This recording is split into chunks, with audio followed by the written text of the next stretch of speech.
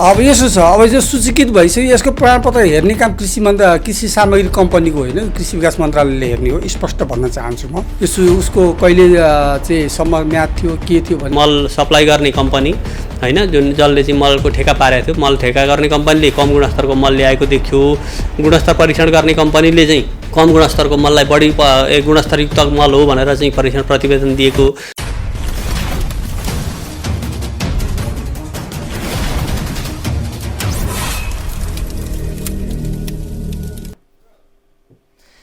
नमस्कार, कार्यक्रम जनताका कुरामा यहाँहरू सबैलाई हार्दिक स्वागत गर्दछु। म हिमाल बस्नेत। हामी यो कार्यक्रमका माध्यमबाट विभिन्न किसिमका विषयहरूलाई यहाँहरू समक्ष उजागर गर्दै आइरहेका छौँ। यहाँहरूका चासो, गुनासो र समस्याहरूलाई मेन रूपमा हामीले उठाउँदै समाधानको लागि प्रयत्न गरिरहेका छौँ। निरन्तर रूपमा हामीले यो कार्यक्रमका माध्यमबाट समाजमा हुने व्यथिति र बेसंस्कारको बारेमा पनि खबरदारी गरि नै रहेका छौँ। यसलाई हामी निरन्तर रूपमा अगाडि बढाइरहेका छौँ।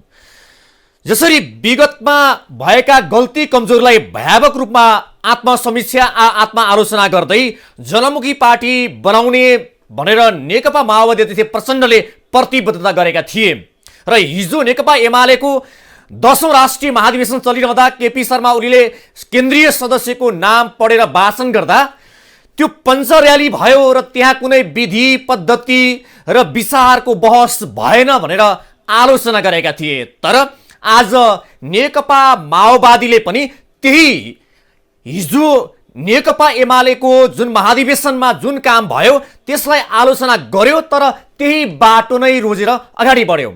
जसरी माओवादीले केपी शर्मा ओलीले जुन केन्द्रीय सदस्यको नाम पढेर भाषण गरिरहँदाखेरि यो पञ्च र्याली भयो, यसमा कुनै विधि पद्धति भएन भनेर कडा रूपमा आलोचना गर्नुभएको थियो। तर नेकपा माओवादी भित्र पनि जुन सर्वसहमतिबाट केन्द्रीय समिति चयन गर्ने विषय र अध्यक्षको विषयमा पनि सर्वसहमति नै भयो। यसबाट एउटा नेपालमा कम्युनिस्ट पार्टीभित्र लोकतान्त्रिक विधि र पद्धति भएन, या चाहिँ त्यो विधि र पद्धति चाहिँ बसालेन या चाहिँ प्रतिस्पर्धा गरेन भन्ने किसिमबाट पनि नेपालका कम्युनिस्ट पार्टीहरूलाई एक ढङ्गले विश्लेषण गरेका छन्। जसरी हामीले आज मूलभूत रूपमा रासायनिक मल खरिदमा 1 अर्ब 53 लाख रुपैयाँ भ्रष्टाचार गरेको आरोपमा अख्तियार दुरुपयोग अनुसन्धान आयोगले कृषि सामग्री कम्पनी लिमिटेडका प्रबन्ध सञ्चालक सहित 10 जना विरुद्ध मुद्दा चलाएको छ। यो विषयलाई आज हामीले मूलभूत मुद्दा बनाएर अगाडि बढाएका छौँ। जसरी रासायनिक मल खरिदमा 1 अर्ब 53 लाख भ्रष्टाचार भएको छ भन्ने विषयमा जुन बाहिर समाचार आयो, यो सँगै अख्तियार दुरुपयोग अनुसन्धान आयोगले छानबिन प्रक्रिया अगाडि बढायो र यसमा 10 जना विरुद्ध मुद्दा दायर गरेको छ। त्यसमा आपूर्ति कम्पनी जोशी बीज हाउस प्राली र मल परिसरमा संलग्न नेपाल इन्भाइरोमेन्टल साइन्टिफिक सर्भिस प्राली विरुद्ध समेत विशेष अदालतमा मुद्दा दर्ता गरेको हो।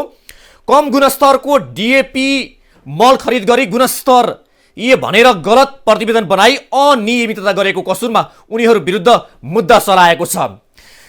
त्यसैगरी कृषि तथा पशुपन्छी विकास मन्त्रालय अन्तर्गतको कृषि सामग्री कम्पनी लिमिटेडले कन्ट्याक्ट नम्बर 897778 बाट खरिद गरेको डिएपी मल नेपाल सरकारले तोकेको गुणस्तरमा नरहेको, कम गुणस्तरको मल खरिद गरी आर्थिक अनियमितता गरेको भन्ने उजुरी प्रतिवेदनका सम्बन्धमा अनुसन्धान हुँदा कृषि सामग्री कम्पनी लिमिटेडका कर्मचारीहरू र आपूर्तिकर्ता समेतको मिलोमतोमा कम गुणस्तरको मललाई गुणस्तरयुक्त मल भनी रासायनिक मल नियन्त्रण आदेश 2055 एवं सार्वजनिक खरिद ऐन 2063 तथा नियमावली 2064 विपरीत कृषि सामग्री कम्पनी लिमिटेडले बिना प्रतिस्पर्धा प्रमाणपत्र अध्यावधिक नगरेको संस्था Nepal environmental and scientific service private लिमिटेडलाई मलको गुणस्तर परीक्षण प्रतिवेदन दिन लगाएको देखिन्छ।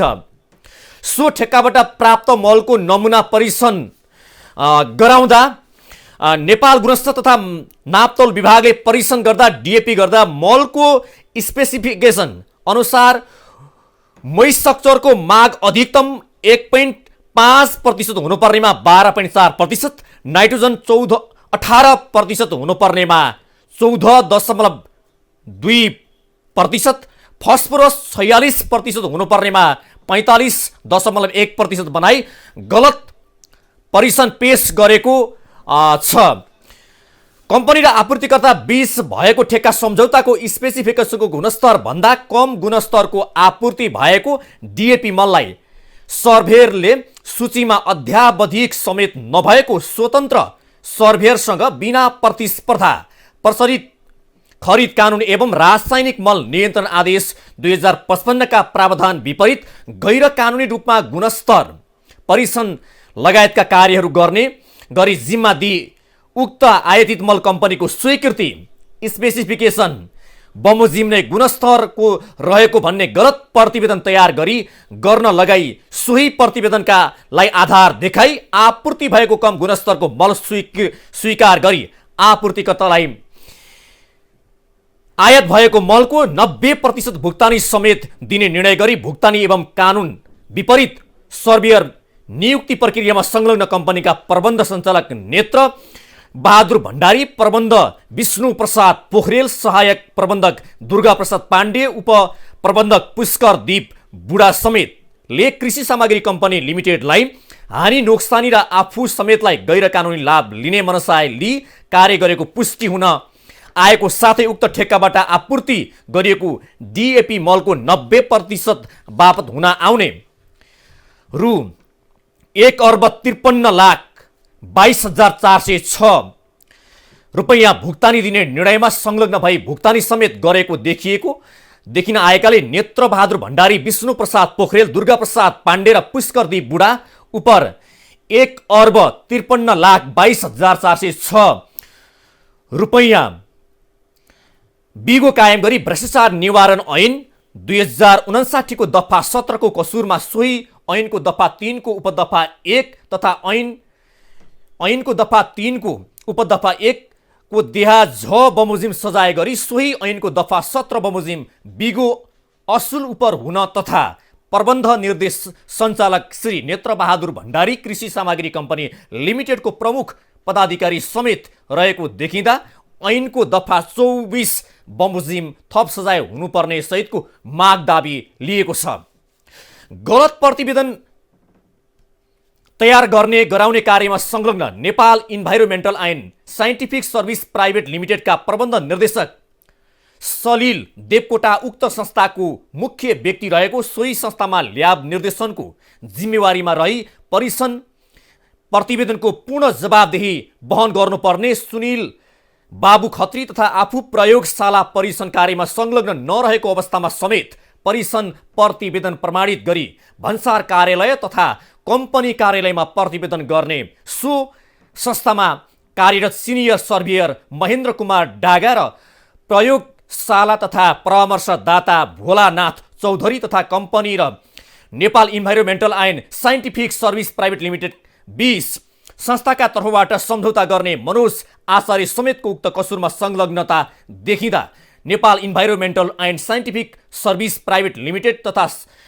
सलिल देवकोटा, सुनिल बाबु खत्री, महेन्द्र कुमार डागा, भोलानाथ चौधरी र मनोज आचार्य उपर बिगो रु 1,53,22,406 रुपैयाँ 75 पैसा कायम गरी भ्रष्टाचार निवारण ऐन 2059 को दफा 8 उपदफा 4 को कसुरमा निजहरूलाई सोही ऐनको दफा 8 को उपदफा 4 बमोजिमको सजाय हुन माग दाबी लिएको छ।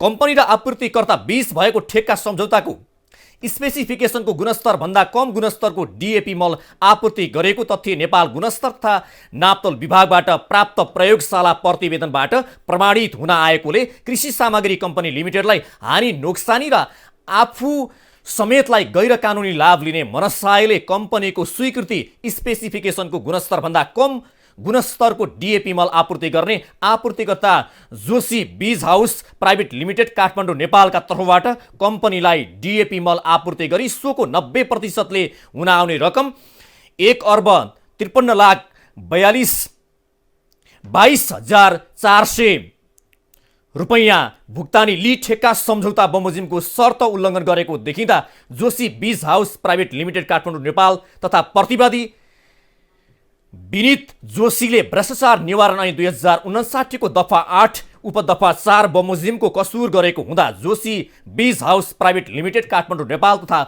उक्त प्रालिका कार्यकारी निर्देशक विनित जोशी उप रु 1,53,22,406.72 रकम बराबरको बिगो कायम गरी निज प्रतिवादी विनित जोशी तथा उक्त प्रालीलाई भ्रष्टाचार निवारण ऐन 2059 को दफा 8 उपदफा 4 बमोजिम सजाय हुन माग दाबी लिई अख्तियार दुरुपयोग अनुसन्धान आयोग ऐन 2048 को दफा 18 र 35 बमोजिम भ्रष्टाचार निवारण ऐन 2059 को दफा 36 बमोजिम आज विशेष अदालत काठमाडौँमा आरोप पत्र दायर गरेको छ। जसरी 1 अर्ब भन्दा बढी भ्रष्टाचारमा संलग्न रहेको भनेर जुन छानबिन गरेपछि अख्तियार दुरुपयोग अनुसन्धान आयोगले छानबिन प्रक्रिया अगाडि बढाएर दोषी ठहरिएका उप 10 जना माथि कारबाही प्रक्रिया अगाडि बढाएको छ। राजेन्द्र बहादुर कार्की सूचना अधिकारी हुनुहुन्छ कृषि सामग्री कम्पनी लिमिटेडका। जस्तापाता गोदाम रहेको सिलिङ नभएको गुणस्तरमा यति फरक पर्नु स्वाभाविक भएको तर्क उहाँले गर्नुभएको छ। कृषि सामग्री कम्पनी लिमिटेडमा सूचना अधिकारी गजेन्द्र बहादुर कार्की उहाँले सामग्री लिमिटेड सूचना अधिकारीले जुन कुरा बताउनु भएको छ हामीले यस विषयमा तपाईहरुलाई विशेष रिपोर्ट तयार पारेका छौं। यति बेला यहाँहरु समक्ष यो बाइट प्रस्तुत गर्न चाहन्छौं। अदालतमा विचाराधीन भएको कुरोमा मैले बोल्न मिल्दैन, म त्यो बोल्दिनँ। तर कति परिणाम भनेर सोध्नुभयो तपाईले। हामीले 20,000 मेट्रिक डिएपी खरिद गरेका हौं। त्यो बहुत सस्तो मल थियो, $490.75 खरिद गरेको मल हो त्यो है। अब क्वालिटीको कुरो भन्नुहुन्छ भने हाम्रो गोदाम पनि त त्यो सोही स्ट्रक्चरको हुनु पर्यो नि त। तपाईको हामीले मल सम्झौता गरेको 2021 मा हामीले सम्झौता गरेको हो।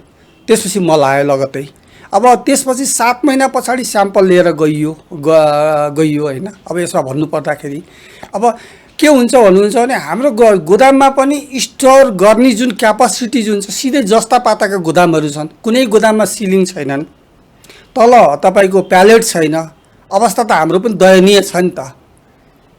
त्यो पनि हेर्दिनु पर्यो। जबकि मल तपाईको 10 छली भन्दा माथि जान साथै 10 छली भन्दा माथि जान साथै माथिको जुन जस्ताको टेम्परेचरले गर्दाखेरि अब 7 महिना पछि 6 महिना पछि 8 महिना पछि तपाईको चाहिँ परीक्षण गर्दाखेरि सामान्य अब जुन टोलरेन्स भित्रै पर्नु पर्यो जस्तो लाग्छ मलाई त। मेरो चाहिँ अब जहाँ बुझाइ छ अलिकति त नाइट्रोजन त उड्छ। हेर्नुस् त्यो हिट माथिको जुन जस्ताको जुन हिट आउँछ त्यसले अलिअलि नाइट्रोजन चाहिँ उड्छ, त्यो पनि उड्छ। अब हाम्रो गोदाममा प्यालेट नभएको कारणले मैसेरो कुरो उहाँले उठाउनु भएको छ। म लिन्छ त, यहाँ मात्रै होइन कलकत्तामा तपाईको चाहिँ उसमा लुजमा आउँछ, त्यहाँ पनि त ओपन सेटमा चाहिँ तपाईको प्याकिङ हुन्छ।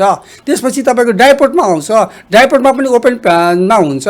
अनि मैसेर कहाँ हामी त हाम्रो सिल बोरामा त हामी त पानी हालेर त बेच्या त होइन, किनभने हाम्रो बोरामा त खुद्रा त हामी किसानले बेच्दैन। कसरी त मैसेरको भित्र प्लास्टिक हुन्छ, इनर लिनर हुन्छ, तपाईको आउटलाइनर हुन्छ, इनर लिनर हुन्छ, ब्याग हुन्छ। जबकि हाम्रो 45 ग्रामको त बोरे त्यो प्लास्टिकको ब्यागै हुनुपर्ने हुन्छ। त्यो प्लास्टिकको इन टोटल गरेर 230 ग्रामको बोरा हुन्छ हाम्रो हैन। अब यो कुराहरू चाहिँ यी बजारमा चलेका हल्लाका कुराहरू हुन् हैन। यी सब कुराहरूको पछि नकुदौँ। हामी आफू दत्तसित छ, हामी कन्फिडेन्ट छौँ। हामीले मल बुझ्ने आधार भनेको जम्मा 2टा आधार हो गुणस्तरको कुरोमा। एउटा तपाईको लोडिङ लोडपोर्टमा दिएको अन्तर्राष्ट्रिय जुन स्तरको जुन एसजीएस को रिपोर्टलाई आधार मानेर उसले लेबलिङ, प्याकेजिङ, गुणस्तर, वेटसम्मको चाहिँ सम्पूर्ण कुरो त्यहाँबाट त्यो रिपोर्टमा आएको हुन्छ। त्यसपछि दोस्रो नेपाल आइसी वेयरहाउसमा आउनुभन्दा अगाडि कस्टम क्लियरेन्स हुनुभन्दा भन्सार पास हुनुभन्दा अगाडि तपाईको नेपाल सरकार कृषि विकास मन्त्रालयमा सूचीकृत भएको स्वतन्त्र सर्वेयर मार्फत दिएको रिपोर्टलाई आधार मानेर हामीले मल बुझ्ने हो। भन्सारले पनि त्यही आधारलाई मानेर मल पास गर्ने हो। यति कुरो मैले जाने, अरूभन्दा पछि अरू कुरो मलाई थाहा छैन। जसरी नेपालमा भ्रष्टाचारका धेरै काण्डहरू बाहिर आइरहेका छन्, योभन्दा अगाडि पनि यस्ता भ्रष्टाचारका विभिन्न किसिमका व्यतिथिहरू बाहिर आइरहेका छन्। निकै ठुलो मात्रामा भ्रष्टाचारका विषयहरू बाहिर आइरहँदाखेरि कतिपय सन्दर्भमा अदालतमा ती विषयहरूमा जुन मुद्दा दर्ता भएपछि ती जो भ्रष्टाचारी उन्मुक्त हुने विषय पनि बाहिर आइ पनि रहेका छन्। जसरी अहिले अख्तियार दुरुपयोग अनुसन्धान आयोगले रासायनिक मल खरिदमा 1,53,00,000 भ्रष्टाचार भयो भनेर जुन किसिमको मुद्दा दर्ता गरेको छ, यस सम्बन्धमा अदालतले विशेष ढङ्गबाट जुन यसमा बहस चलाउन आवश्यक छ, जसले दोषीले कडाभन्दा कडा कारबाहीको व्यवस्था हुनुपर्छ। नत्र भने यस्ता विषयहरू योभन्दा अगाडि पनि धेरै भ्रष्टाचारका विषयहरू व्यापक रूपमा बढिरहेका छन् र रासायनिक मल खरिदमा जुन किसिमले निकै ठुलो मात्रामा भ्रष्टाचार भएको भन्ने विषय बाहिर आइसके पछाडि अब दोषी उम्किने पो हुन् कि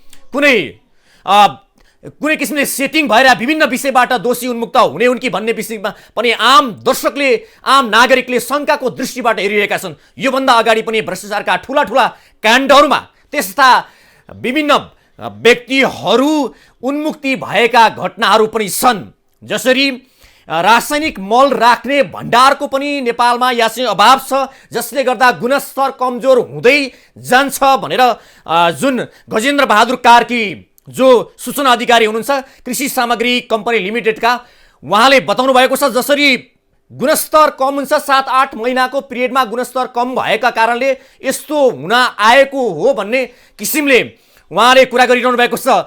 हामीले विशेष गरी अख्तियार दुरुपयोग अनुसन्धानका प्रवक्तासँग नि विशेष कुराकानी गरेका छौँ र हामीले उहाँसँग गरेको कुराकानी पनि यहाँहरू समक्ष प्रस्तुत गर्नेछौँ। र जुन ढङ्गबाट नेपालमा भ्रष्टाचारको विषयमा व्यापक ढङ्गबाट छलफल भएको छ र भ्रष्टाचारका काण्डहरू पनि बाहिर आइरहेका छन्, यसमा अख्तियारले खुट्टा कमाउनु हुँदैन। विशेष गरी ठुला ठुला जुन काण्डहरूमा जुन ढङ्गले सेटिङ हुन्छ, चलखेल हुन्छ र यो भित्रभित्रै मिलाउने काम पनि हुन्छ भनेर चाहिँ बहस बाहिर विषयहरू बाहिर आउँछन्। जुन आम नागरिकहरूले मल नपाउने तर भित्रभित्रै भ्रष्टाचार गरेर यसरी नागरिकमाथि अन्याय र अत्याचार गर्नेहरू विरुद्ध कडाभन्दा कडा कारबाहीको व्यवस्था या चाहिँ त्यसरी अगाडि बढ्नु आवश्यक छ। किनभने कुनै ठाउँमा मल नपाएर किसानहरू वर्षौँसँग चाहिँ मलको चाहिँ मागमा आफ्ना एजेन्डा बनाएर पनि माइती घर लगायतका विभिन्न ठाउँमा आन्दोलन गरिरहे। नागरिकहरू मल नपाएर चाहिँ सरकारसँग हात जोडेर बस्नुपर्ने अवस्था, तर भित्रभित्रै सेटिङमा भ्रष्टाचार भएर देशलाई खोक्रो बनाउनेहरूप्रति जुन ढङ्गबाट कारबाही प्रक्रिया अगाडि बढाउनु पर्ने हो त्यसतर्फ सरकारले ध्यान दिनुपर्छ। र यसतर्फ विशेष गरी अख्तियार दुरुपयोग अनुसन्धान आयोगले जुन कदम अगाडि बढाएको छ यो विशेष रूपमा उपयुक्त छ। जुन ढङ्गले कृषि तथा पशुपन्छी विकास मन्त्रालय अन्तर्गतको कृषि सामग्री कम्पनी लिमिटेडको जुन 2077-78बाट खरिद गरेको डिएपी मल नेपाल सरकारले तोकेको गुणस्तर नरहेको भनेर नेपाल नापतौल विभागले प्रमाणित गर्यो। तर जुन ढङ्गबाट चाहिँ नेपाल नापतौल विभागले गुणस्तर चेक गर्दाखेरि जुन गुणस्तरीय नरहेको र गुणस्तरभन्दा तल जुन चाहिँ एउटा गुणस्तरको लेभल छ त्यसमा भन्दा तल रहेर सेटिङ गरेर विभिन्न किसिमबाट सेटिङ गरेर चाहिँ यो मल आयात गरिएको रहेछ भन्ने कुरा जुन सार्वजनिक भएको छ र यसमा तथ्यगत रूपमा डिएपी मलको स्पेसिफिकेसन अनुसार जुन तहमा जुन लेभलमा त्यसको गुणस्तर हुनुपर्ने हो त्यो गुणस्तरहीन मल ल्याएर जुन एउटा आम नागरिकमाथि एउटा जुन किसिमले खेलवाड भएको छ यसबाट पनि आम नागरिकहरू आजित भएका छन्। जसरी कम्पनी र आपूर्तिकर्ता बीच भएको ठेक्का सम्झौताको स्पेसिफिकेसनको गुणस्तरभन्दा कम गुणस्तरको आपूर्ति भएको डिएपी मललाई सर्भेयरले सूचीमा अध्यावधिक समेत नभएको स्वतन्त्र सर्भेयरसँग बिना प्रतिशत प्रचलित खरिद कानुन ऐन रासायनिक मल नियन्त्रण आदेश 2055 का प्रावधान विपरीत गैर कानुनी रूपमा गुणस्तरीय परीक्षण लगायतका कार्यहरू गर्ने गरी जिम्मा दिई उक्त आयातित मल कम्पनीले जुन ढङ्गबाट आयात गर्यो यो विषयमा विभिन्न ढङ्गबाट छलफल भइरहेका छन्। जसरी अख्तियारले आफ्नो आरोप पत्रमा कृषि सामग्री कम्पनी लिमिटेडले बिना प्रतिस्पर्धा प्रमाणपत्र अध्यावधिक नगरेको Nepal environmental and scientific service प्रणालीलाई मलको गुणस्तर परीक्षण प्रतिवेदन दिन लगाएको आरोप लगाएको छ भने यता कृषि सामग्री कम्पनी लिमिटेडले भने प्रमाणपत्र अध्यावधित गर्ने काम कृषि मन्त्रालयको रहेको र हामीले यो प्रक्रिया पुरा गरेको दाबी गरिरहेको छ। कृषि सामग्री कम्पनी लिमिटेडका सूचना अधिकारी राजेन्द्र बहादुर कार्कीसँग हामीले विशेष कुराकानी गरेका थियौँ यो सन्दर्भमा। अबको पालो भने उहाँको बाइट हेरौँ। अब यसो छ, अब यो सूचीकृत भइसक्यो, यसको प्रमाणपत्र हेर्ने काम कृषि सामग्री कम्पनीको होइन, कृषि विकास मन्त्रालयले हेर्ने हो, स्पष्ट भन्न चाहन्छु म। उसको कहिले चाहिँ सम्म म्याद थियो के थियो भने त्यो कृषि मन्त्रालयले सूचीकृत गरेका सर्भेयरहरूलाई हामीहरूले बोलपत्र आह्वान गरेर हामी गर्छौँ। त्यो स्वतन्त्र सर्भेयर हामीले सिधै गएर ढोकामा ट्याप्प टिपेर ल्याएर त आएर गर्दै भनेर गर्दैनौँ।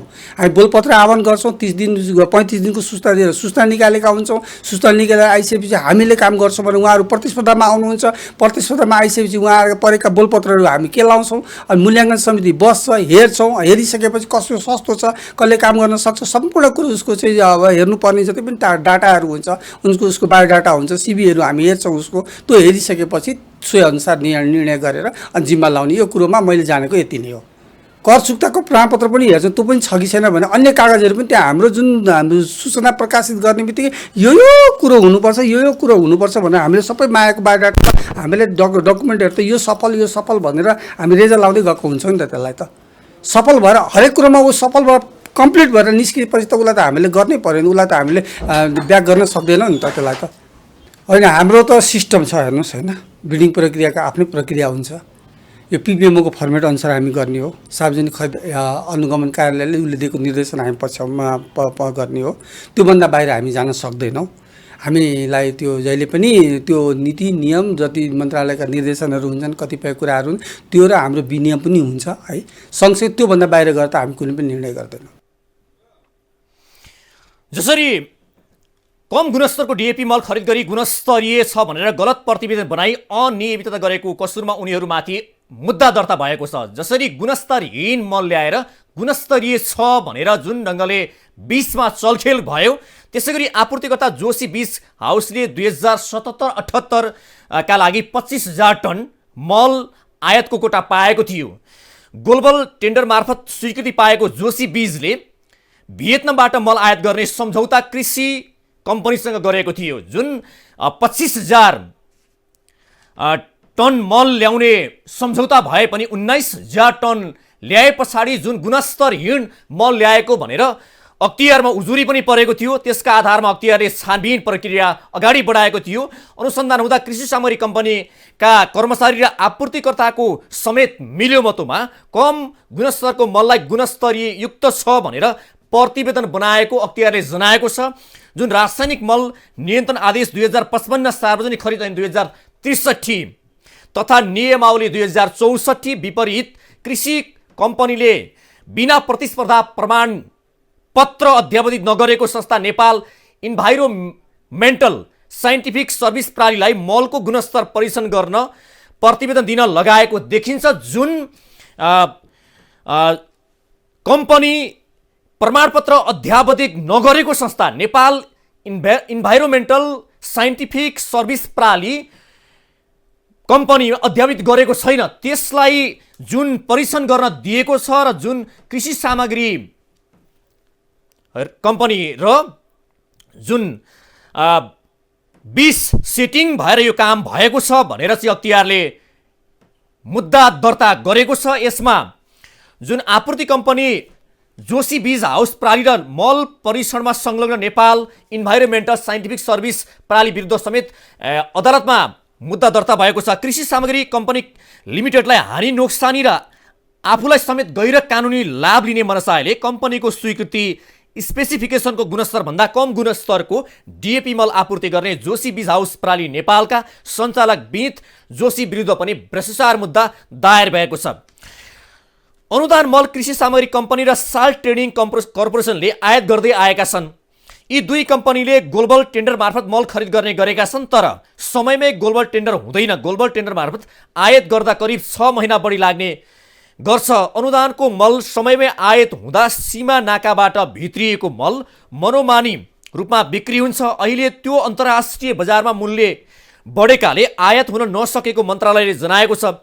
इमर्जेन्सीको अवस्थामा G2Gबाट पनि मल आयात गर्न सकिन्छ, तर पछिल्ला समय G2Gबाट समेत आयात हुन सकेको छैन। यो G2G बाट आयात हुँदा पनि भ्रष्टाचार भयो भन्ने ढङ्गबाट पनि विषयहरू बाहिर आइरहेका छन्। योभन्दा अगाडि पनि जुन स्वास्थ्य सामग्री खरिद प्रकरणमा पनि यस्तै किसिमका विषय बाहिर आइरहेको थियो। जस्तो विज्ञप्तिमा भनिएको छ, भ्रष्टाचार ऐनको दफा 3 को दफा 1 को झ बमोजिम सजाय गरी सोही ऐनको दफा 17 बमोजिम बिगो असुल उपर हुन र प्रबन्ध हुँदा ऐनको दफा 24 बमोजिम थप सजाय हुने समेत माग गरेको छ। यसै सम्बन्धमा जसरी अख्तियार दुरुपयोग अनुसन्धान आयोगका प्रवक्ता नारायण प्रसाद रिसालसँग हामीले कुराकानी गरेका थियौँ, जसरी गुणस्तरीय मल आयात भएको र भुक्तानी दिएको उहाँले भन्नुभएको छ, र जुन किसिमले भुक्तानी दिएको छ यसमा जुन 19,000 जुन एउटा परीक्षण गर्ने गुणस्तर जुन नेपालमा छ, यो गुणस्तर मापन गर्ने कम्पनीले त्यसमा जुन किसिमले मापन गर्यो यसमा बीचमा सेटिङ भयो, यसमा चलखेल भयो, र जसले गर्दाखेरि यति ठुलो मात्रामा भ्रष्टाचारको एउटा प्रपञ्च रचियो भनेर उहाँले बताइरहनु भएको छ। हामीले उहाँसँग विशेष कुराकानी गरेका थियौँ। अहिलेको लागि भने उहाँसँग गरिएको यो कुराकानी हेरौँ। कृषि सामग्री कम्पनी लिमिटेडले मल खरिद गर्दाखेरि चाहिँ यो ग्लोबल टेन्डर मार्फत चाहिँ मल खरिद गरेको विषयमा एउटा टेन्डरको हकमा चाहिँ यो कम गुणस्तरीय मल आपूर्ति भयो र चाहिँ भुक्तानी दिएको अवस्था छ भनेर आयोगमा उजुरी परेको थियो, र त्यसमा अनुसन्धान गर्दाखेरि जुन मल हाम्रो त्यो जुन उजुरी जुन विषयमा जुन ठेक्काको विषयमा चाहिँ उजुरी परेको थियो त्यसको अनुसन्धान हुँदाखेरि कृषि सामग्री कम्पनी लिमिटेडले बिक्री वितरणको लागि गोदाममा राखेको मललाई चाहिँ हामीले कृषि सामग्री कम्पनीकै कर्मचारीहरूको रोबरमा चाहिँ अब त्यो जुन बिक्री वितरण गर्न राखेकै मल मध्येबाट चाहिँ नमुना परीक्षणको लागि हामीले चाहिँ ल्यायौँ, र नमुना परीक्षण गर्नको लागि नेपाल सरकारको गुणस्तर तथा नापतोल विभागमा हामीले पठायौँ, र त्यो नापतोल विभागमा पठाएर गुणस्तर परीक्षण गरेर रिपोर्ट आउँदाखेरि जुन गुणस्तरको मल हुनुपर्ने हो भनेर चाहिँ हाम्रो टेन्डर हुँदाखेरि स्पेसिफिकेसनमा चाहिँ उल्लेख गरिएको थियो, त्योभन्दा न्यून गुणस्तरको मल रहेको पाइयो। त्यो चाहिँ अब त्यो न्यून गुणस्तरको मल पाइएको कारणले र हामीले अन्य पक्षहरूको पनि अनुसन्धान गऱ्यौँ, त्योसँग सम्बद्ध अन्य विविध चाहिँ अनुसन्धान गर्दाखेरि त्यो मलको जुन गुणस्तर परीक्षण गर्नलाई कृषि सामग्री कम्पनी लिमिटेडले चाहिँ जिम्मेवारी दिएको चाहिँ अब भनौँ न यो सर्वेयर भन्दो रहेछ, त्यो गुणस्तर परीक्षण गर्ने चाहिँ अब निकाय अथवा कम्पनी, प्राइभेट कम्पनी, त्यो कम्पनीले गलत हिसाबले चाहिँ प्रतिवेदन तयार गरेर चाहिँ पेश गरेको, र त्यो कम्पनीको चाहिँ जुन प्रक्रियाबाट छनौट गरियो यो रासायनिक मल नियन्त्रण आदेश 2055 र सार्वजनिक खरिद ऐन नियमको चाहिँ परिधिभित्र चाहिँ छनौट गर्नुपर्ने त्यो छनौटको प्रक्रियामा पनि त्रुटि भएको, र त्यो छनौट गरिएको कम्पनीले चाहिँ दिएको प्रतिवेदन पनि गलत भएको देखियो। यसरी हेर्दाखेरि मल सप्लाई गर्ने कम्पनी हैन, जसले चाहिँ मलको ठेका पारेको थियो, मल ठेका गर्ने कम्पनीले कम गुणस्तरको मल ल्याएको देखियो। गुणस्तर परीक्षण गर्ने कम्पनीले चाहिँ कम गुणस्तरको मललाई बढी गुणस्तरयुक्त मल हो भनेर चाहिँ परीक्षण प्रतिवेदन दिएको, र चाहिँ मलको गुणस्तर परीक्षण गर्ने कम्पनीको चाहिँ अब छनौट प्रक्रिया र चाहिँ त्यो गलत प्रतिवेदनलाई चाहिँ लिने गरेर हैन सार्वजनिक सम्पत्ति, सरकारी सम्पत्तिको चाहिँ नोक्सानी गरेको पाइयो, र सोही बमोजिम चाहिँ त्यो चाहिँ अब बिगो कायम भएर मुद्दा दायर भएको अवस्था हो। अख्तियार दुरुपयोग अनुसन्धान आयोगले सम्पूर्ण चाहिँ त्यो जुन मलको गुणस्तर सम्बन्धमा चाहिँ अनुसन्धान सम्पूर्ण पक्षको अनुसन्धान गरेर नै र दोषी देखिएको कारणले गर्दाखेरि चाहिँ मुद्दा गएको अवस्था हो हैन। अब त्यसमा चाहिँ अब चाहिँ त्यो मल सप्लाई गर्नेको पनि कमजोरी देखिएको छ, मलको चाहिँ गुणस्तर जाँच गर्ने पनि देखिएको छ, र कृषि सामग्री कम्पनीको पनि चाहिँ अब त्यो सार्वजनिक सम्पत्ति हिनामिना गर्दाखेरि चाहिँ अब भ्रष्टाचारजन्य कार्य गरेको देखिएको कारणले गर्दाखेरि नै मुद्दा गएको अवस्था हो। र यसमा चाहिँ अब अन्य पक्षको बारेमा चाहिँ समग्र पक्षको विश्लेषण गरेर समग्र पक्षको अनुसन्धान भएरै मुद्दा दायर भएकोले गर्दाखेरि यसमा थप तर्क वितर्क गर्न चाहिँ आवश्यक छ जस्तो लाग्दैन। यस विषयमा अख्तियार दुरुपयोग अनुसन्धान आयोगले निकै गहिरो अनुसन्धान गरेर मुद्दा दर्ता गरेको भनेर अख्तियार दुरुपयोग अनुसन्धान आयोगका प्रवक्ताले हामीसँग बताउनु भएको छ, र जुन विषयमा अहिले बहस भइरहेको छ यो 1 अरब भ्रष्टाचार भन्ने विषय, यो एउटा गरिब नेपाली जनताहरूले मलको अभाव झेलिरहनु पर्ने तर भित्रभित्रै भ्रष्टाचारका काण्डहरू घटिरहने र जनताहरू एउटा श्रम गरेर जुन श्रमिकले श्रम गरे जस्तै जनता जुन एउटा किसानहरूले श्रम गरेर उत्पादन गर्नको लागि जुन मलको चाहिँ भर पर्नुपर्ने हुन्छ र मलको आशमा बसेका नेपाली जनताहरू यस्ता ठुला ठुला भ्रष्टाचारका काण्डहरू सुन्न पर्ने अवस्था सिर्जना भएको छ र भ्रष्टाचारमा जुन संलग्न भएका माथि कारबाही प्रक्रिया तीव्र रूपमा अगाडि बढाउनु पर्ने देखिन्छ र जुन यसमा विभिन्न किसिमका राजनीतिक विभिन्न किसिमका सेटिङ पनि हुने गरेका छन्। यसमा कुनै पनि ढङ्गबाट प्रभाव र दबाव र प्रभावमा नपरिकन अख्तियार दुरुपयोग अनुसन्धान आयोगले जुन मुद्दा दर्ता गरेको छ यसमा छानबिन प्रक्रिया अगाडि बढाउने कुरामा पनि अदालतले कुनै किसिमको एउटा दबाव र प्रभाव नपरिकन यो विषयमा निष्पक्ष छानबिन गरेर दोषी उप कारबाही प्रक्रिया अगाडि बढाउनु पर्ने हुन्छ। जसरी कम्पनी र आपूर्तिकर्ता बीच भएको ठेक्का सम्झौताको स्पेसिफिकेसनको गुणस्तर भन्दा कम गुणस्तरको डिएपी मल आपूर्ति गरेको तथ्य नेपाल गुणस्तर तथा नापतोल विभागबाट प्राप्त प्रयोगशाला प्रतिवेदनबाट प्रमाणित हुन आएकोले कृषि सामग्री कम्पनी लिमिटेडलाई हानि नोक्सानी र आफू समेतलाई गैर कानुनी लाभ लिने मनसायले कम्पनीले स्वीकृति दिएको भनेर भनेको छ। जुन कृषि सामग्री कम्पनीलाई जुन हानि नोक्सानी हुने गरी र व्यक्तिगत लाभको दृष्टिकोणबाट जुन यो कार्य भएको छ यसबाट जुन नेपाल नापतोल विभागले जुन परीक्षण गर्दाखेरि यो गुणस्तरहीन छ र जुन किसिमको दायरामा एउटा चाहिँ परीक्षणको दायरा पार गर्नुपर्थ्यो त्यसभन्दा निकै न्यून स्तरमा रहेको भनेर चाहिँ नेपाल नापतोल विभागले जुन परीक्षणमा प्रतिवेदनमा त्यो उल्लेख गरेको छ। यता जुन परीक्षण गर्ने कम्पनीले त्यसमा निकै लामो समय पछाडि यसको गुणस्तर कम हुनु स्वाभाविक हो। यो नेपालमा जुन मल भण्डारण गर्ने ठाउँ गोदामहरू पनि गुणस्तरीय छैनन् र गुणस्तरहीन गोदामहरू छन् र त्यो 6-7 महिना पछाडि स्वत रूपमा त्यसको गुणस्तर कम हुनु स्वाभाविक हो भन्ने ढङ्गबाट अभिव्यक्ति दिइरहेका छन्।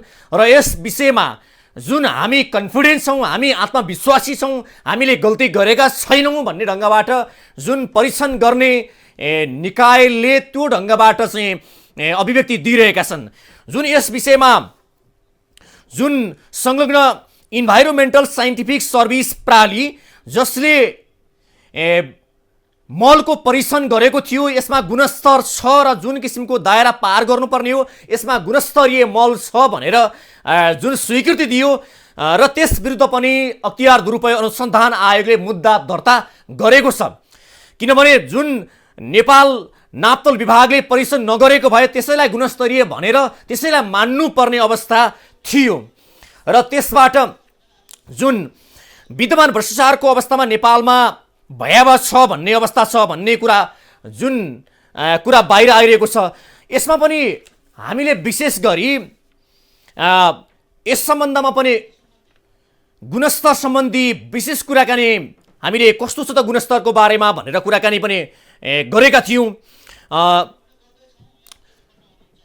कुराकानी गर्दैछौँ यो विषयमा हामी कुराकानी गर्नको लागि हाम्रो टेलिफोन सम्पर्कमा आउनुभएको छ। उहाँलाई कार्यक्रममा स्वागत गरौँ। स्वागत छ यहाँलाई कार्यक्रममा। धन्यवाद। अब यो मल खरिदमा गुणस्तरहीन मल खरिद गरियो भनेर जुन किसिमको नेपाल नापतोल विभागले परीक्षण गर्दा यो विषय बाहिर आयो यो विषयमा यहाँले के कुरा बुझ्नु भएको छ यसमा के हो वास्तविकता जुन गुणस्तरीय छ कि गुणस्तरहीन हो कि के हो विषय?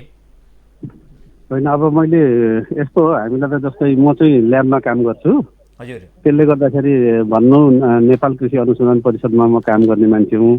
मैले अब विशेष गरी मलको गुणस्तर चाहिँ दुई तरिकाबाट हेरिन्छ हामीले एउटा भौतिक गुणहरू हेर्छौँ जस्तै यसमा चाहिँ उसको आकार कस्तो छ मोटाइ कस्तो छ गोलाइ कत्रो छ होइन त्यसमा चाहिँ यो मोइस्चर कन्टेन्ट भनौँ न पानीको मात्रा चिसियान कति छ यस्तो खालकोलाई चाहिँ हामीले भौतिक गुणस्तर भन्छौँ। त्यसपछि सँगसँगै अर्को चाहिँ रासायनिक गुण भन्छौँ जसमा चाहिँ उसमा हुनुपर्ने तत्त्वहरू कति हुन्छन् भनेर हामीले हेर्छौँ।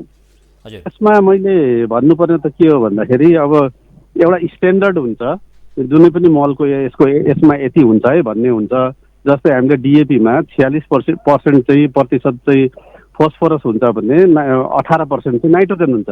हजुर अब यी चाहिँ हाम्रो फर्टिलाइजर कन्ट्रोल अर्डरले जुन रासायनिक मल आदेश छ त्यसले भनेको हुन्छ कि कति कति हुन्छन् कति हुनुपर्छ भनेर, त्यो मापदण्ड भन्दा हामीले कम भएको त अब गुणस्तर हिँड्नै भन्नुपर्छ, गुणस्तर नपुगेको भन्नुपर्छ। त्यसलाई चाहिँ मैले त्यसरी व्याख्या गर्न चाहन्छु। अब जस्तो जुन कृषि सामग्री कम्पनी लिमिटेडका सूचना अधिकारी राजेन्द्र बहादुर कार्कीले के भन्नुभएको छ भने जस्ता पाताको गोदाम रहेको छ, सिलिङ नभएको ठाउँ छ, गुणस्तरमा यति फरक पर्नु त स्वाभाविक हो नि भनेर उहाँले भन्नुभएको छ।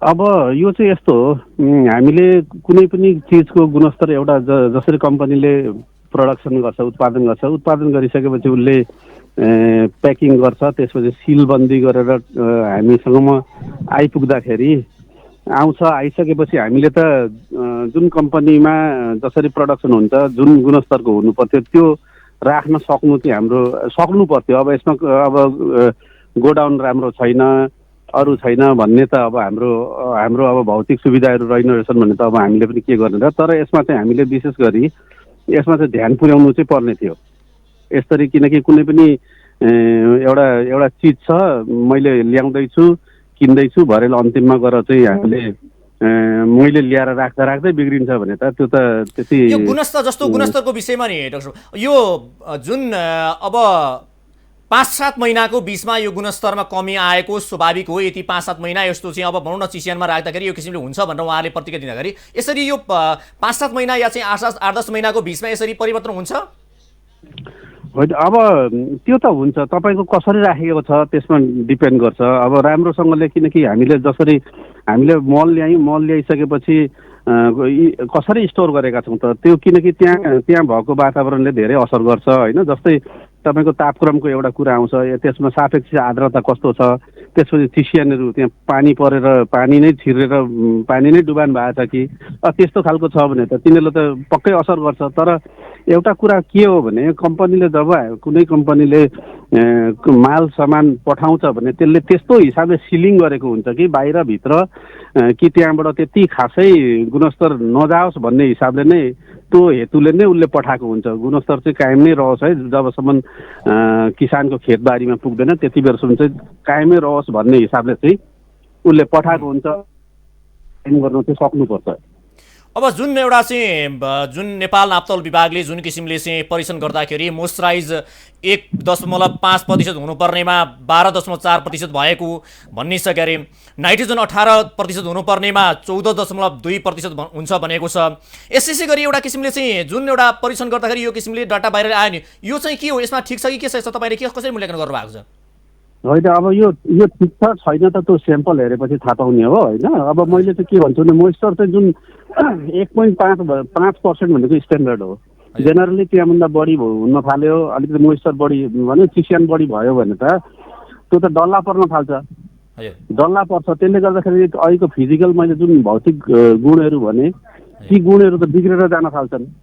अब बिग्रेर जाने भनेपछि अलिक ठुला, अब एउटा दाना र अर्को दाना टाँसिन थाल्छन्, टाँसिएपछि डल्ला पर्छ, डल्ला परिसकेपछि हामीले जुन मल लगाउँदाखेरि पनि एकै ठाउँमा धेरै पर्न सक्छ। जुन जति एरियालाई आवश्यक थियो त्यो हिसाबले त्योभन्दा बढी चाहिने हुन्छ, किनकि हाम्रो त एकनासले त मल छर्न सकिएन, किनकि आफै टाँसिएर बस्यो। जति साना दाना भयो उति धेरै एरियालाई कभर गर्छ। अब ठुल्ठुलो दाना फाल्न थाल्यो भने त धेरै एरियालाई त कभर गर्न नसक्ने भयो। त्यसले गर्दाखेरि एउटा त्यो भयो। अर्को कुरा के हो भने जुन ठाउँमा चाहिँ ठुल्ठुला डल्ला पर्छन्, डल्ला फाल्दाखेरि ठुल्ठुलो अलिक धेरै जान थाल्यो भने त्यसले त जरामा पनि असर गर्छ। सानो बोट बिरुवाहरू छन् भने कि त मर्छन् पनि धेरै भएर। त्यसले गर्दाखेरि यो चाहिँ गुणस्तर जुन हामीले मोइस्चरको कुरा गर्दैछौँ, यो 12% भनेको त अति धेरै हो। यो त अब प्राङ्गारिक मलमा हुनुपर्ने जहाँ चाहिँ जीवाणुहरू हुन्छ, यो त केमिकल हो, यो चाहिँ रासायनिक मल हो। रासायनिक मलमा यत्रो हुनु चाहिँ एकदम मैले चाहिँ ठिक होइन भन्छु। अब यत्रो माथि धेरै रहेछ 12% सुन्नु भनेको। अब नाइट्रोजन जस्तो अब 17% हुनुपर्नेमा अब मिनिमम हुनुपर्नेमा चाहिँ 13.6% छ भन्ने कुरो छ, यसमा चाहिँ के छ? होइन, टोटल नाइट्रोजन चाहिँ 18% हो, त्यसमा डिएपीमा हुनुपर्ने। एमोनिकल नाइट्रोजन चाहिँ 17% हुनुपर्छ। र यसमा तपाईँको अब यसमा नाइट्रोजन कम हुनु भनेको त तत्त्व कम हुनु हो। कम हुनु भनेपछि जति तपाईँलाई जति एक कट्ठामा यति हाल्नुपर्छ है 10 किलो हाल्नुपर्छ युरिया भनेर अथवा डिएपी 5 किलो हाल्नुपर्छ एक कट्ठामा भनेर भनिएको छ भने गुणस्तर कम जुन तत्त्वहरू कम छ भने त यसलाई त 5 किलोको ठाउँमा 7 किलो पुर्याउनु पर्ने स्थिति आउँछ, डोज बढ्ने भयो। अब कुरो त्यो हो, एउटा त डोज बढाएर पनि नहुने, किनकि तपाईँको मोइस्चर कन्टेन्ट बढी भएपछि त एकै ठाउँमा धेरै लाग्ने त अघि देखिहाल्यो, मोइस्चरबाटै देखिने भयो। अब यसमा मैले देखेको के हो भने अर्को पनि अघि तपाईँले फोस्फरस वाटर सोलुबलको कुरा गर्दै हुनुहुन्थ्यो। वाटर सोलुबल फोस्फरसकोमा कस्तो हुन्छ भने 41% चाहिँ वाटर सोलुबल, किनकि यो चाहिँ कस्तो हो भने कुनै पनि रासायनिक मल हालिसकेपछि खेतमा बारीमा माटोमा मिसाइसकेपछि त्यहाँ भएको तत्त्वहरू चाहिँ सबै घुलिएर जाओस् र ती तत्त्वहरू चाहिँ बोट बिरुवाले आरामले लिन सकोस् भन्ने हो। अब त्यो चाहिँ घुलनशीलता कम हुनु, सोलुबिलिटी कम हुनु भनेको त नघुलिनु हो, नघुलिएपछि त डल्ला परेर बस्नु हो। यो चाहिँ त्यसले गर्दाखेरि अवशेषहरू चाहिँ माटोमा धेरै रहने देखियो। त्यो सबै तत्त्वहरू चाहिँ भनौँ त्यसमा भएको तत्त्वहरू चाहिँ बोट बिरुवाले लिन सक्दैनन्। त्यसले गर्दाखेरि यो पनि एउटा अर्को अलिक अप्ठ्यारै खालको अलिक कम नै गुणस्तरको अथवा यसको जुन हुनुपर्ने बोट बिरुवालाई लिनुपर्ने जुन थियो त्यो चाहिँ अलिक कमजोर नै देखेँ मैले पनि।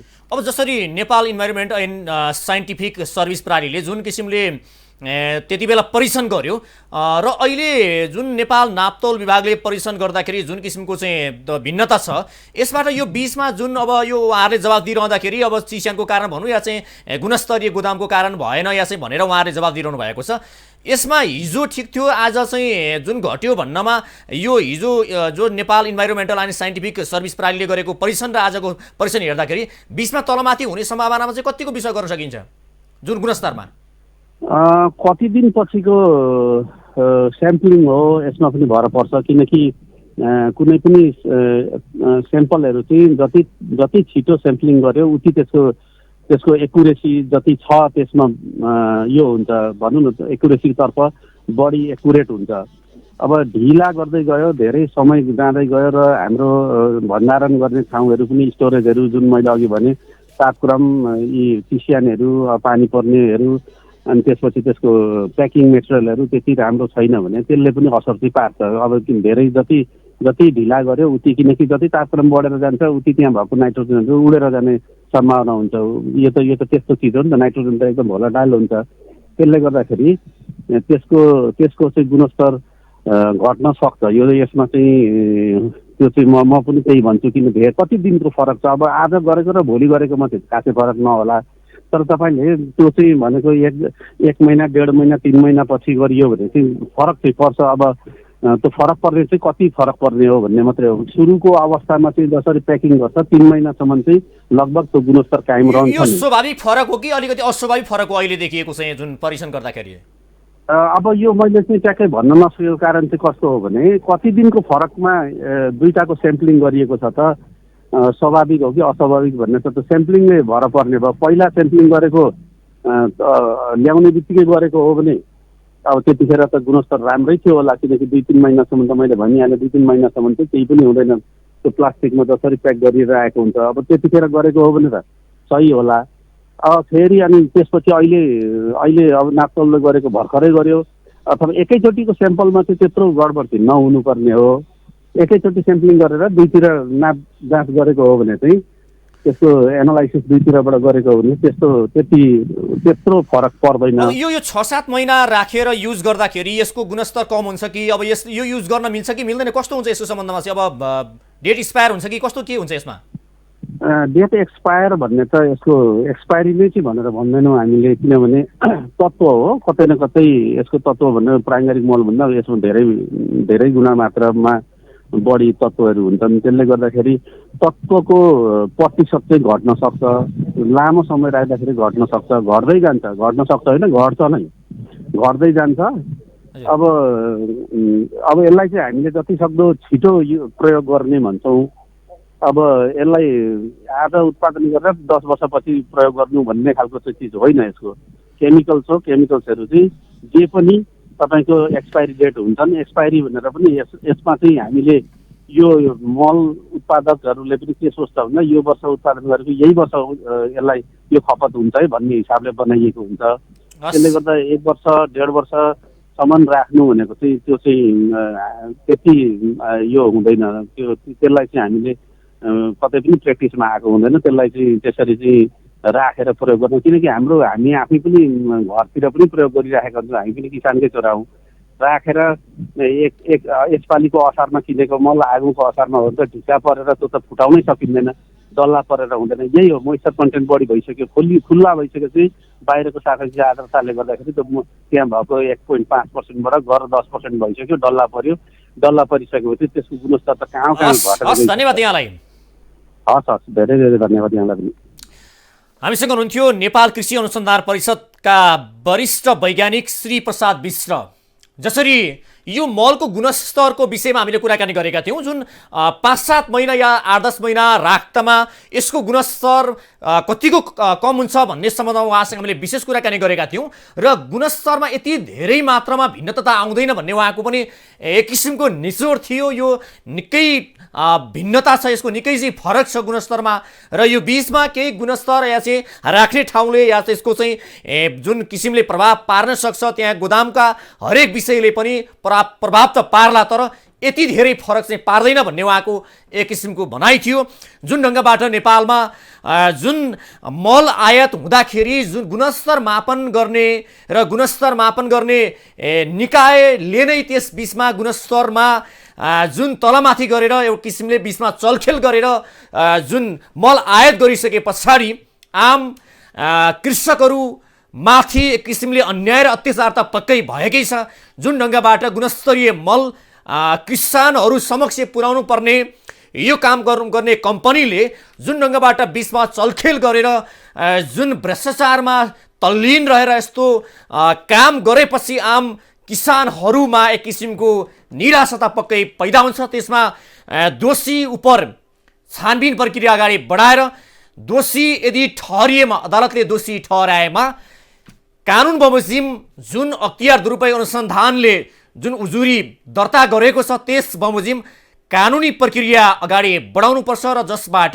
योभन्दा पछाडि किसानहरूमाथि यसरी एउटा मल खरिदमा भ्रष्टाचार हुने, विभिन्न चलखेल हुने, मिलुमतो हुने यस्ता किसिमका दुर्व्यवहारहरू, यस्ता किसिमका चाहिँ गलत कार्यहरूलाई प्रश्रय पाउने थिएनन् र यस्ता कार्य गर्नेहरू प्रति एक किसिमले निरुत्साहित गर्नको लागि, यस्ता काम गर्नेहरूप्रति वञ्चित र यिनीहरूलाई निष्कासन गर्नको लागि कानुनी प्रक्रिया अगाडि बढाउनु पर्ने अहिलेको आवश्यकता हो।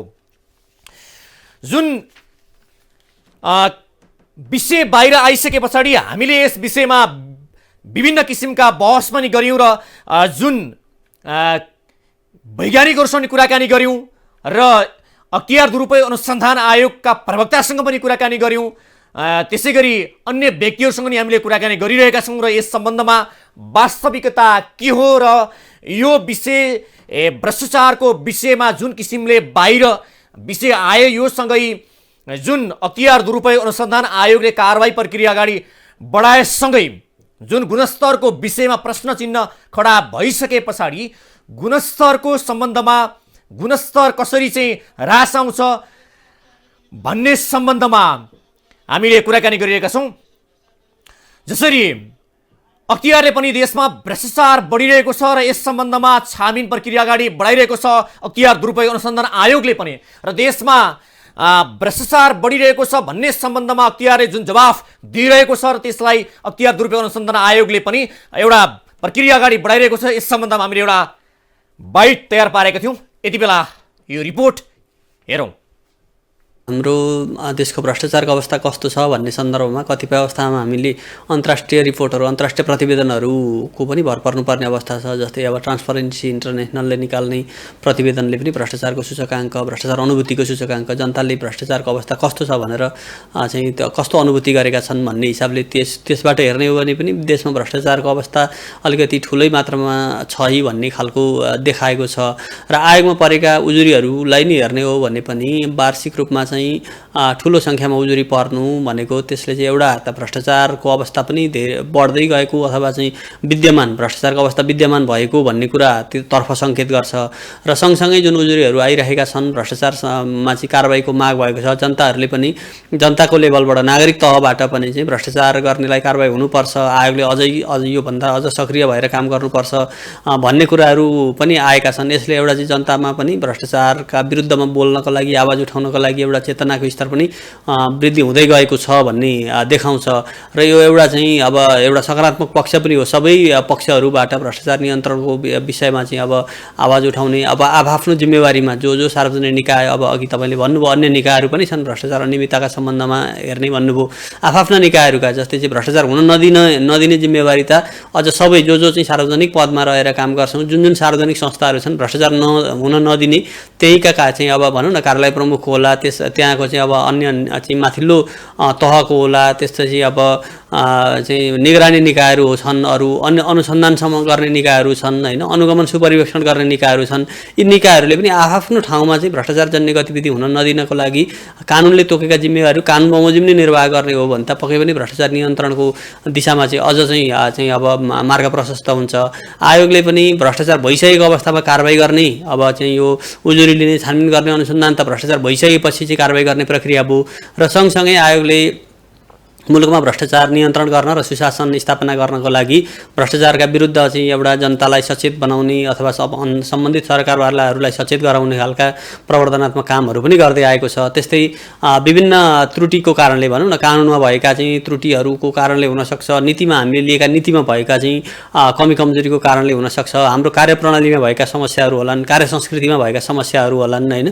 ती क्षेत्रहरूमा पनि सुधार गर्दै जानुपर्छ है भनेर ती सम्बन्धमा पनि हामीले अध्ययन गर्ने त्यसपछि सम्बन्धित निकायहरूलाई सुझाव दिने गरेर यो निरोधात्मक कामहरू पनि गर्दै आएका छौँ र भ्रष्टाचार नियन्त्रण गर्नको लागि अब आयोगले संवैधानिक जिम्मेवारी बमोजिम आयोगले नेतृत्वदायी भूमिका निर्वाह गर्छ र यसको सँगसँगै अन्य सम्पूर्ण पक्षहरूको पनि उत्तिकै सहकार्य एकबद्धता चाहिँ जरुरी चाहिँ छ भ्रष्टाचार नियन्त्रण गर्नको लागि। जसरी अख्तियार दुरुपयोग अनुसन्धान आयोगले पनि नेपालमा भ्रष्टाचार बढिरहेको छ भन्ने किसिमले अभिव्यक्ति दिइरहेका छन् र अख्तियारका प्रवक्ताको भनाइ पनि त्यसै किसिमको थियो र त्यसै गरी ट्रान्सपरेन्सी इन्टरनेसनलले पनि जुन नेपालमा भ्रष्टाचार बढिरहेको छ भन्ने किसिमले अभिव्यक्ति दिइरहेको छ तर भ्रष्टाचार बढिरहेको छ र त्यसमा नियन्त्रण गर्ने निकायहरू पनि जुन ढङ्गबाट छानबिन गर्छ प्रक्रिया अगाडि बढाउँछ अदालतमा जान्छ यो ढङ्गले अगाडि बढ्छ तर भ्रष्टाचारका ठुला काण्डहरू अख्तियारमा जसरी अख्तियारले अगाडि बढाए पनि जुन सम्बन्धित निकायमा पुगेपछि विभिन्न ढङ्गबाट सेटिङ हुने चलखेल हुने आर्थिक विभिन्न किसिमका चलखेल भएर जुन भ्रष्टाचारीले उन्मुक्ति पाइरहेका छन् जुन ढङ्गबाट अख्तियारभित्रै पनि भ्रष्टाचार भइरहेको छ भन्ने विषय बाहिर आइरहे पछाडि अब अख्तियार दुरुपयोग अनुसन्धान आयोग लगायत अब अख्तियार भनौँ यता अदालतभित्र पनि भ्रष्टाचार हुन्छ भन्ने विषय बाहिर आइरहेको छ यी विभिन्न निकायमा भ्रष्टाचार व्यापक रूपमा छ भन्ने विषय बाहिर आइरहँदाखेरि अब भ्रष्टाचारलाई नियन्त्रण गर्ने कसले अख्तियारभित्रै पनि भ्रष्टाचारका विषय बाहिर आइरहन्छन् त्यसै गरी अदालतभित्र पनि भ्रष्टाचारका विषय बाहिर आइरहन्छन् र यी विभिन्न संवैधानिक निकायहरूमा भ्रष्टाचार व्यापक रूपमा अगाडि बढिरहेको छ भनेर विभिन्न किसिमका विषय बाहिर आइरहँदाखेरि यी विषयहरू सार्वजनिक भइरहँदाखेरि कारबाही प्रक्रिया अगाडि बढाउनु पर्ने निकायहरूले कारबाही प्रक्रिया अगाडि बढाए पनि तर कारबाही नहुने चाहिँ यो अवस्था देखिएको छ र ठुला भ्रष्टाचारीहरू भने कारबाही प्रक्रियाबाट वञ्चित भएका छन् जुन अहिले विभिन्न किसिमबाट विश्लेषण पनि गरिने गरेको छ सानो माछा र ठुलो माछा जुन सानो माछा समाइन्छ र ठुलो माछा समाइँदैन भन्ने विषयमा जुन बाहिर किसिमले चर्चा आउँछ र जुन साना मसिना जुन भ्रष्टाचारमा तल्लीन रहेका व्यक्ति या संस्थामाथि कडा कारबाही हुन्छ तर ठुलो धन्दामा लाग्ने र ठुलो भ्रष्टाचार गर्नेहरूमाथि